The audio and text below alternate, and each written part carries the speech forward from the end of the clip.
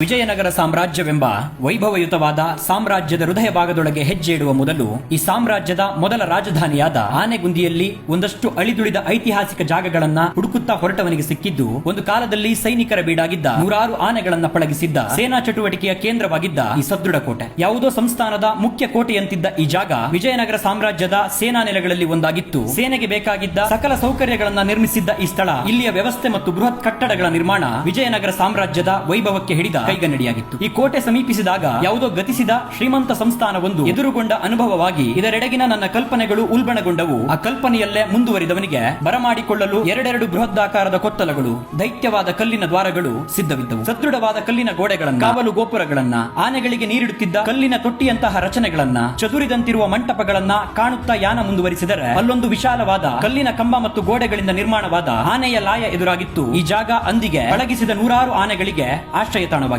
ವಿಜಯನಗರ ಸಾಮ್ರಾಜ್ಯ ಅಂದಿಗೆ 500ಕ್ಕೂ ಹೆಚ್ಚು ಗಜಪಡೆಯನ್ನ, 40,000ಕ್ಕೂ ಮಿಗಿಲಾದ ಅಶ್ವಪಡೆಯನ್ನ, 7 ಲಕ್ಷವನ್ನು ಮೀರಿದ ಕಾಲಾಳು ಪಡೆಯನ್ನ ಹೊಂದಿತ್ತು ಎನ್ನಲಾಗುತ್ತದೆ. ಆ ಸದೃಢ ಸೈನ್ಯಕ್ಕೆ ಈ ರೀತಿಯ ಹಲವಾರು ಸೇನಾ ನೆಲೆಗಳನ್ನ ಸಾಮ್ರಾಜ್ಯದುದ್ದಗಲಕ್ಕೂ ನಿರ್ಮಿಸಿರುವುದು ಕಂಡುಬರುತ್ತದೆ. ಅಷ್ಟ ದಿಕ್ಕುಗಳಲ್ಲೂ ಬೃಹದಾಕಾರದ ಕಲ್ಲಿನ ರಾಶಿಯನ್ನ ಹೊತ್ತ ಪರ್ವತಗಳ ನಟ್ಟ ನಡುವಲ್ಲೇ ಸೇನಾ ನೆಲೆಯುರಿತ್ತು.